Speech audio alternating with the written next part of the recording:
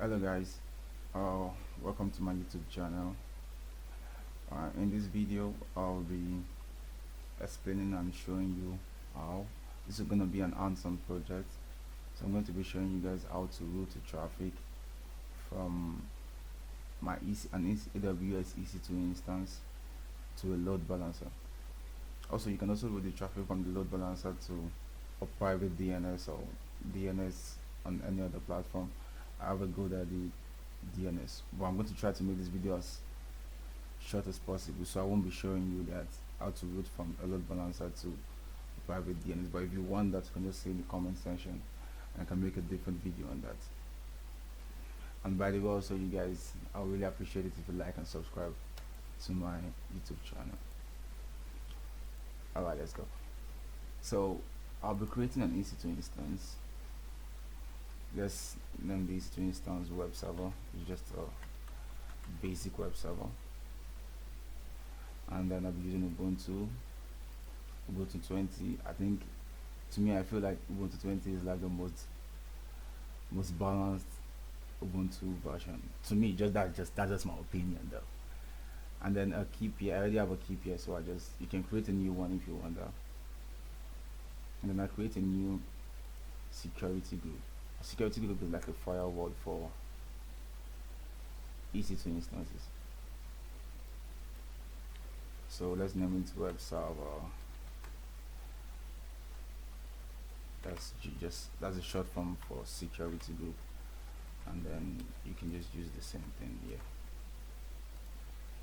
And then, because I would like to SSH into my EC2 instance, so I use this, and then it's my IP, and I add a new security group for HTTP traffic. That's port 80, my IP also. And then I'm going to be like provisioning the EC2 instance.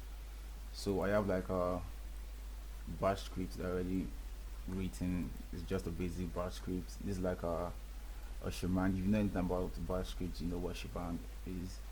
So, and then this is just basic Linux commands. This is to update my apps, and then download the wget, unzip, and Apache 2. Apache 2 is like a web server for Linux, and then start the Apache 2. Oh, sorry, mistake.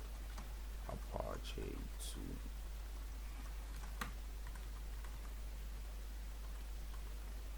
Same here.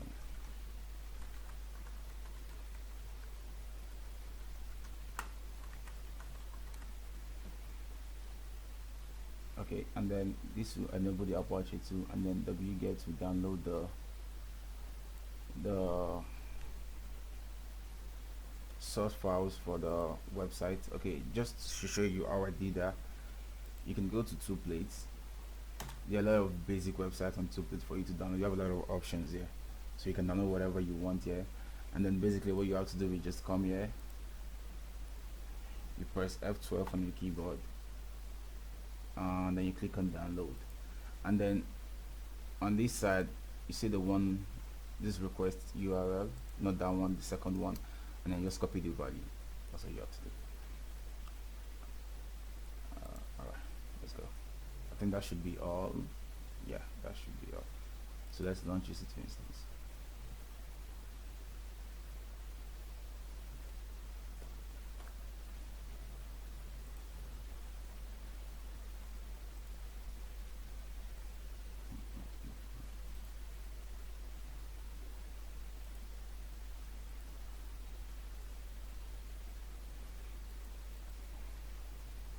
Okay, so my web server is up and running. It's still initializing, so I'll skip this part until I would SSH into the EC2 instance. SSH I downloads. I use the server key Ubuntu out, and then my IP address.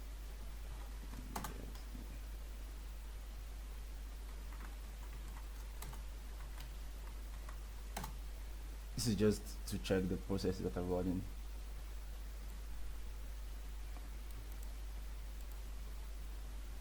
So let me check if my Apache 2 is up.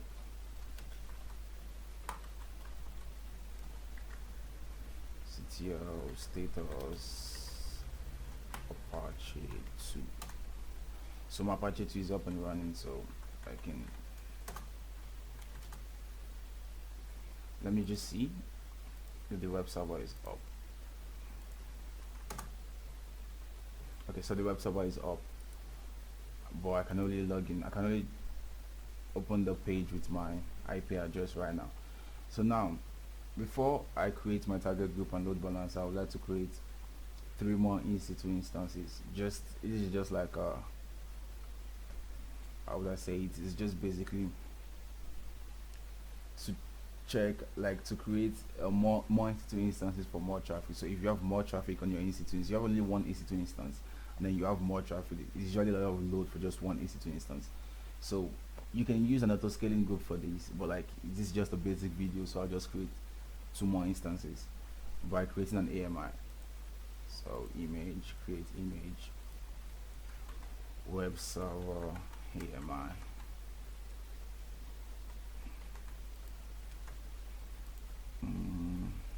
Everything else don't need to just create images.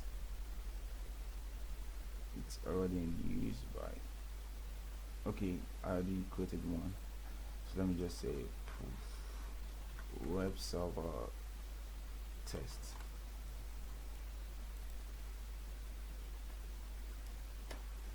Alright, so it's the dashboard instances. So it's there's some EC2 instances fully initialized right now. So now, and then I can go to my AMI web server test, and then it's still pending, by the way, so I have to wait. Alright, so my AMI my AMI is available right now. So I click on the AMI and I create 2 more EC2 instances, just like the first one that I created. I don't need names for them, so I just create 2 more.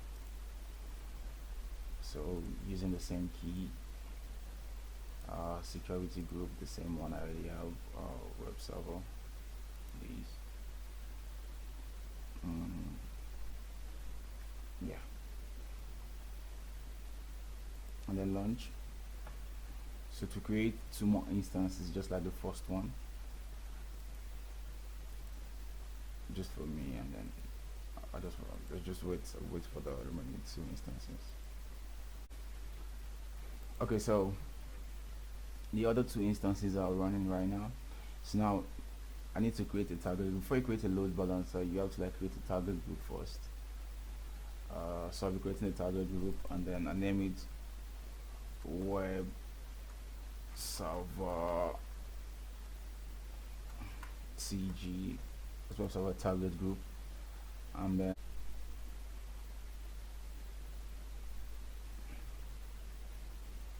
so now I create a target group, and then I pick the 3 instances with port 80. I'm using port 80 because my EC2 instance, that's Apache 2, operates on port 80. So port 80 include as pending below, and then create target group. And after creating my target group, I create my load balancer also. I'll be using an application load balancer, web server ELB.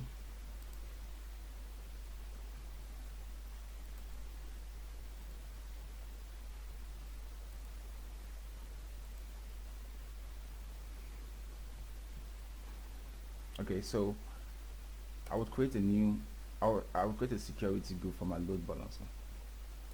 So let's say web server test, it's in all caps, web server test ELB, that's elastic load balancer, SG security group. And then I have inbound rule for my load balancer, because my load balancer will be operating on port 80 because Apache, my web server operates on port 80. So I have HTTP anywhere IPv4, HTTP anywhere IPv6 also. Anywhere IPv6. So now I go back to my load balancer and then security group, select from security group, I have web server test ELB, I pick that, and then my target group, web server TG, and then that should be pretty much all I have to do. It's basically easy to create a load balancer. Then create load balancer. I view my load balancer.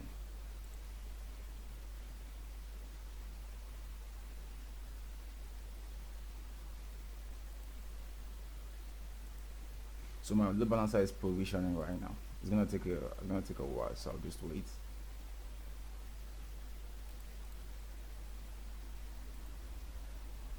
And then my target group is also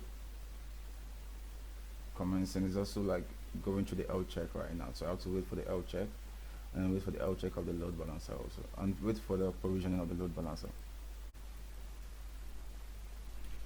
Okay, so my load balancer is active right now. Let me check my target group. It's still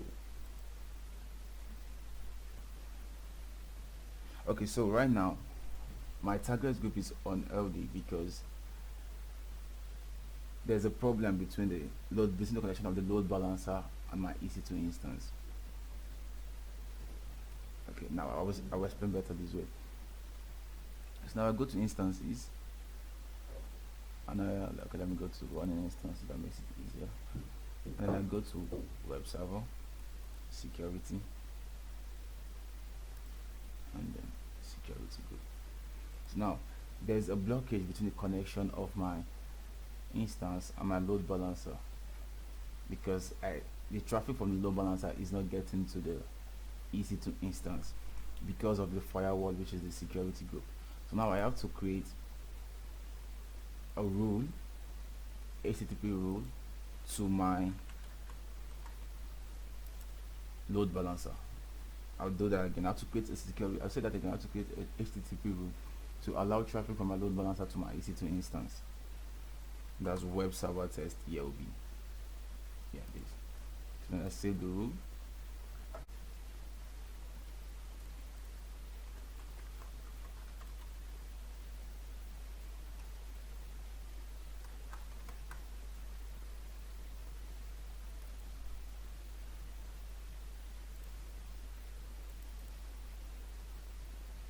So now I did that because I wanted to create a way in which I can explain better to you guys why the L check is important and why the security group, the firewall of the instance, is also important. So now I need to create a new target group because the old target group timed out, and then now the same way we did the other time, L check, make it blank because the L check is blank also, and then LT, okay, I think I didn't talk about this last time. You have advanced L checks. That means the traffic port override and the amount of seconds you want it to spend on the L check, and then the interval and the sources codes. So we have next.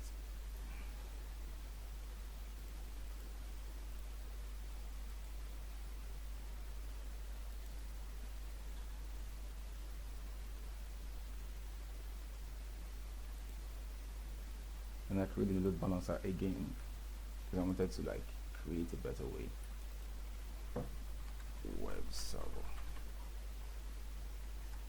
test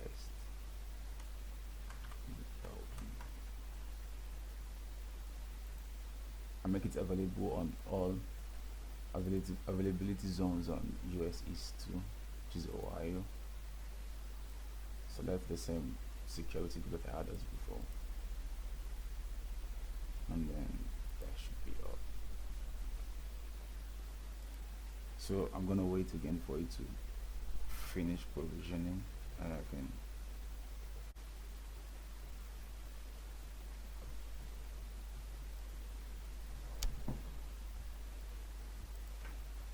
so My target group is done with the L check, and you can see it's LD. So all the instances are working right now, and then my load balancer is active, and then with a DNS name for me to log in with. So let's try it then.